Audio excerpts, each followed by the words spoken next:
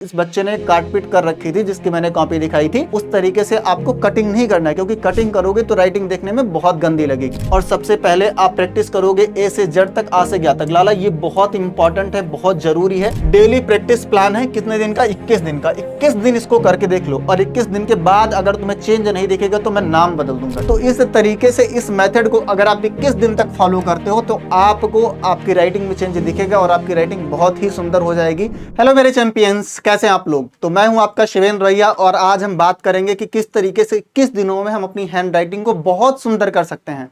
मेरे पास कॉपियां आई, मैंने बहुत सारे बच्चों की कॉपियां देखी, मैंने देखा कि बच्चे अच्छा लिख नहीं पा रहे हैं, किसी की राइटिंग अच्छी नहीं है, कोई बच्चा काटपीट बहुत कर रहा है। तो मुझे लगा ना कि ये एक ऐसी प्रॉब्लम है जो लगभग हर बच्चा फेस कर रहा है, और कहीं ना कहीं इस पर एक वीडियो लेकर के जाना चाहिए और बच्चे को बताना चाहिए कि वो किस तरीके से सिर्फ और सिर्फ 21 दिन में अपनी राइटिंग को बहुत प्यारी कर सकता है, बहुत बढ़िया से सुधार सकता है। तो लाला देखो, राइटिंग सुधारने के क्रम में सबसे जरूरी बात यह है कि हम ये समझें कि भाई आखिर राइटिंग खराब क्यों हो जाती है, आखिर राइटिंग बिगड़ कैसे जाती है लोगों की। तो सबसे पहले इसी को समझेंगे। अब देखो, बिगड़ी हुई राइटिंग असल में दिखती ऐसे है, आप देखोगे लोग काटपीट देते हैं, या अक्षर का साइज छोटा बड़ा होता है, या भाई लाइन ठीक से नहीं बनती है, कुछ भी रीजन हो सकता है। आपने देखा होगा ना, आप में से बहुत सारे बच्चे ऐसे होंगे जिनकी राइटिंग खराब होगी, और अगर तुम्हारी भी राइटिंग खराब है तो कमेंट बॉक्स में अपना नाम लिख करके जाना, अपना नाम लिखना, उसी खराब राइटिंग में लिख देना कि मेरी राइटिंग भी खराब है, ठीक है ना, कमेंट कर देना। अब देखो, इस तरीके से राइटिंग पहली बात हो कैसे जाती है, देखो कई सारे रीजन है। पहला रीजन है ना कि बच्चा कोशिश करता है बहुत तेज लिखने की। अब देखो भाई, जब तुम जितनी औकात नहीं है उससे ज्यादा तेज से प्रयास करोगे तो क्या होगा, चीजें खराब ही तो हो जाएंगी। तो भाई अगर बच्चा बहुत तेज लिखने की कोशिश करता है, ऐसे में आप देखोगे वो स्पीड पर ज्यादा फोकस करता है, राइटिंग पर फोकस नहीं कर पाता। तो भाई बहुत तेज लिखने की कोशिश स्टार्टिंग में नहीं करनी, बाद में कोशिश करो पर स्टार्टिंग में नहीं करो, क्योंकि स्टार्टिंग में राइटिंग का विशेष ध्यान रखना होता है। आप देखोगे रोज राइटिंग प्रैक्टिस ना करना, ये एक बड़ा रीजन है कि बच्चा क्या करता है, लेक्चर अटेंड कर लेता है, लिखता है ही नहीं। अब तुम लिखोगे नहीं तो भूल जाओगे ना कैसे लिखना है। और आजकल बच्चे 2x पर देखते हैं और पता लगता है कि उसके बाद पीडीएफ आ गया, पीडीएफ में पढ़ लिया, लिखते हैं तो है नहीं, और लिखोगे नहीं तो राइटिंग तो खराब होनी तय है। और साथ ही आप देखोगे पेन को गलत ग्रिप से पकड़ना। अब बच्चों को ये नहीं पता कि पेन कैसे पकड़े, कोई बच्चा ऐसे पेन पकड़ता है, कोई बच्चा ऐसे पेन पकड़ता है तिरछा करके, कोई बच्चा ऐसे पेन पकड़ता है, कोई ऐसे पकड़ता है, मतलब एग्जैक्टली ग्रिप नहीं पता कि भाई ग्रिप हमारी कैसी होनी चाहिए, किस तरीके से हम पेन को पकड़ें तो हमारी राइटिंग अच्छी बनने लगे। और पेन को पकड़ना बहुत बड़ा रोल प्ले करता है तुम्हारी राइटिंग में, ठीक है। साथ ही आप देखोगे लेटर्स का साइज और शेप बराबर ना होना, ठीक है। कई कई आप देखोगे कई बार क्या होता है ना कि जो लेटर्स होते हैं उनका साइज और शेप हर बार बदलता रहता है। मतलब पहला हमने वर्ड लिखा तो इसमें लेटर दूसरी तरीके से, दूसरे वर्ड में दूसरी तरीके से। जैसे आप देखोगे बालक ने लिखा है, अब हा यहां पर अलग तरीके से लिखेगा, नीचे हा लिखेगा तो अलग तरीके से, मतलब एक ही वर्ड का जो शेप है और साइज है वो बदलता रहेगा। इससे राइटिंग बड़ी गंदी लगती है, बहुत खराब लगने लगती है, ठीक है। और साथ ही आप देखोगे वर्ड्स और लाइंस के बीच प्रॉपर स्पेसिंग ना रखना। अगर वर्ड टू वर्ड एक शब्द लिखा, दूसरा शब्द लिखा आपने, तीसरा शब्द लिखा, उसके बीच बराबर स्पेस नहीं है, अगर इन वर्ड के बीच में प्रॉपर स्पेस ना हो तो इससे क्या होगा, राइटिंग खराब हो जाएगी, जाहिर सी बात है। तो कहीं ना कहीं ये प्रॉब्लम हर बच्चा फेस कर रहा होता है कि इसमें से किसी न किसी कारण की वजह से राइटिंग खराब होती है।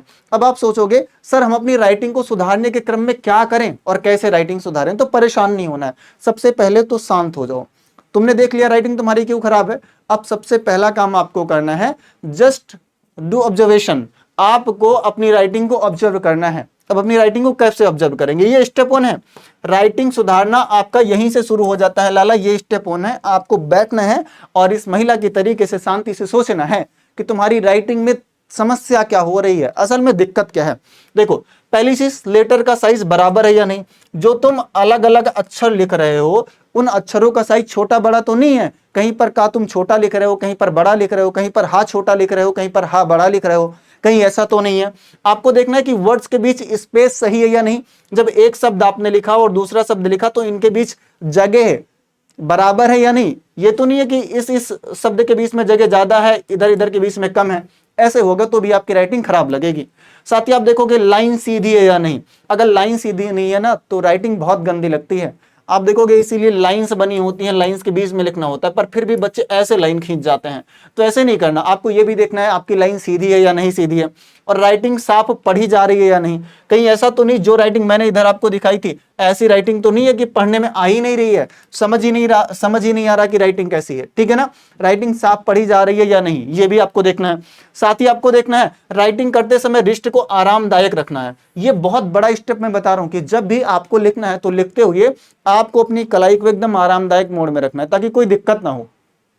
पहला स्टेप आपने कर लिया। अब जब आप ऑब्जर्वेशन करोगे ना लाला, तो आपको आइडिया हो जाएगा कि असल में तुम्हारी राइटिंग खराब क्यों है। ठीक है ना, असल में तुम्हारी राइटिंग खराब क्यों है, जब आप ऑब्जर्वेशन करोगे तब पता चल जाएगा। और पहले अपनी गलती पहचानोगे तभी सुधार पाओगे। ये बात यहां से क्लियर हो गई। अब तुम्हें ये चीज पता चल गई कि तुम्हारी राइटिंग खराब क्यों है। सेकंड स्टेप पे आ जाओगे तो बड़ा डाउट ये है ना कि पेन को कैसे पकड़ें। ठीक है लाला, बड़ा डाउट ये आ जाएगा ना कि पेन को कैसे पकड़े। तो मैं आपको कुछ चीजें बताता हूं। अगर आप सोच रहे हो कि पेन को बहुत टाइट कस के पकड़ोगे और लिख लोगे तो नहीं लिख जाएगा। अगर आप सोचो बहुत ढीला पेन को पकड़े तो राइटिंग बनेगी, नहीं बनेगी। अगर आप सोचो कि पेन असल में पकड़ना कैसे, तो पेन को अंगूठे, तर्जनी और मिडिल फिंगर से आरामदायक तरीके से पकड़ना। आपकी 3 उंगलियां इंवॉल्व होनी चाहिए। पहला आप देखोगे अंगूठा, तर्जनी और मिडिल फिंगर, ये तीनों उंगलियां जब इन्वॉल्व रहेंगी तब आप पेन अच्छे से पकड़ पाओगे। इस तरीके से आपको पकड़ना है। ठीक है ना, और साथ ही आप देखोगे राइटिंग करते समय आपकी कलाई एकदम आरामदायक मोड में होना चाहिए। बहुत आराम से लिखना है, स्लोली लिखना है स्टार्टिंग में, धीमे धीमे। ठीक है, अब देखो आप, मैं 3 तरीके आपको दिखा रहा हूं। आप देखोगे इसने भी पेन पकड़ रखी है, पर इसने क्या किया है, पेन को तिरछा कर रखा है और सिर्फ किससे पकड़ रखा है, तर्जनी से और अंगूठे से ऐसे पकड़ रखा है। तो ऐसे अगर तुम पेन को पकड़ोगे तो अच्छा नहीं लिख जाएगा, राइटिंग अच्छी नहीं बनेगी।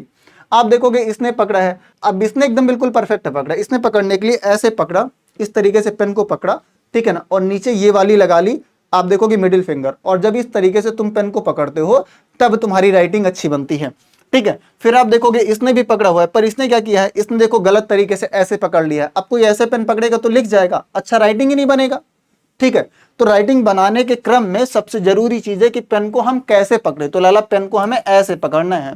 ठीक है, 3 उंगलियों से पकड़ना है। आप देखोगे 3 उंगलियां नहीं, एक अंगूठा, उसके बाद में हमारी तर्जनी और मिडिल फिंगर, इन तीनों से पकड़ना है। अब आप देखोगे भाई करना क्या है, अगला स्टेप है, आप देखोगे स्टेप 3 कि पहले स्पीड नहीं, शेप सुधारें।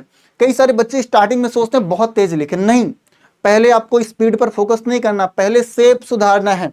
ठीक है, आपको करना क्या है, एक कॉपी लेनी है। आपने देखा होगा छोटे बच्चों वाली कॉपी आती है, तो वो कॉपी ले लेनी है। ठीक है, उस कॉपी में ए से जेड तक, कैपिटल में भी, याद रखना लाला, कैपिटल में भी और आपको स्मॉल में भी, ठीक है ना, इसको लिखना है। हर दिन प्रैक्टिस करना है। और प्रैक्टिस क्यों करना है, क्योंकि हर अक्षर का जो है शेप और आप देखोगे स्पीड दोनों मेंटेन करनी है। मतलब स्पीड में लिखो ए से लेकर के जेड तक, उसका शेप भी सही रहे और स्पीड भी आपकी सही रहे। और साथ ही आपको आ से ज्ञा तक हिंदी में भी लिखना है। और हर अक्षर को, हर लेटर को एक जैसा साइज देना है। मतलब ये नहीं कि एक अक्षर दूसरी तरीके से, दूसरा दूसरी तरीके से, तीसरा तीसरी तरीके से। सारा जो लेटर है वो एक पैटर्न में दिखना चाहिए। हर अक्षर एक पैटर्न में आपको लिखना है, एक तरीके से दिखना चाहिए। सबका शेप और साइज एक जैसा होना चाहिए। ठीक है ना, तो आपको धीरे धीरे लिखना है और साफ लिखना है, और इसकी प्रैक्टिस ना रोज करनी है। अच्छा, एक चीज आपको और करनी है लिखते वक्त, ठीक है, लेटर से वर्ड तक जाएं। सबसे पहले आपको वर्ड्स, जब आप एक शब्द लिखा, आपने दूसरा शब्द लिखा, तो इनके बीच स्पेस पर ध्यान देना है कि एक शब्द से दूसरे शब्द के बीच में स्पेस बराबर होना चाहिए, कम ज्यादा नहीं होना चाहिए। और साथ ही आप देखोगे लाइन के ऊपर नीचे ना लिखें। ऐसा नहीं है कि आप ऐसी लाइन है तो इसके नीचे लिख रहे हो, ऐसे राम ऐसे नीचे लिख रहे हो, ऐसा भी नहीं होना चाहिए कि लाइन के ऊपर ऐसे तुम लिख रहे हो, ऐसे में तुम्हारी राइटिंग खराब हो जाएगी। भाई अगर ऐसे लाइन है तो आपको ऐसे प्रॉपर तरीके से लिखना है, समझ गए ना। आप देखोगे इसके अलावा कटिंग से बचें, ऐसा नहीं करना है। जैसे इस बच्चे ने काटपीट कर रखी थी जिसकी मैंने कॉपी दिखाई थी, उस तरीके से आपको कटिंग नहीं करना है, क्योंकि कटिंग करोगे तो राइटिंग देखने में बहुत गंदी लगेगी। ठीक है ना, तो इस तरीके से आप अपनी राइटिंग का ऑब्जर्वेशन करोगे, पेन को सही तरीके से पकड़ोगे।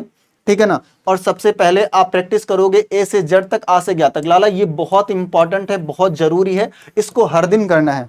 ठीक है ना, फिर आप जो है लिखना शुरू करोगे, सभी वर्ड्स के बीच स्पेस का ध्यान रखोगे और लाइन के ऊपर नीचे नहीं लिखोगे, लाइन में लिखोगे प्रॉपर, कटिंग नहीं करोगे, तो तुम्हारी राइटिंग दिखने में ऑटोमेटिक अच्छी लगने लगेगी। और साथ ही मैं आपको बता दूं, याद रखना, ठीक है, डेली प्रैक्टिस प्लान है कितने दिन का, 21 दिन का। 21 दिन इसको करके देख लो, और 21 दिन के बाद अगर तुम्हें चेंज नहीं दिखेगा तो मैं नाम बदल दूंगा। ठीक है ना, 21 दिन में तुम्हें ये चेंज दिख जाएगा।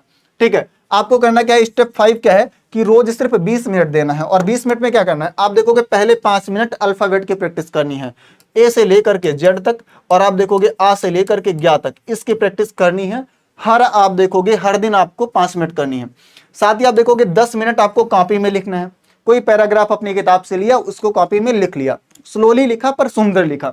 और साथ ही आप देखोगे 5 मिनट अपनी राइटिंग को चेक करना है। जो आपकी पुरानी राइटिंग थी अगले दिन की, उस राइटिंग से आज की राइटिंग को मिलाना है कि क्या सुधार हुआ है या नहीं हुआ है।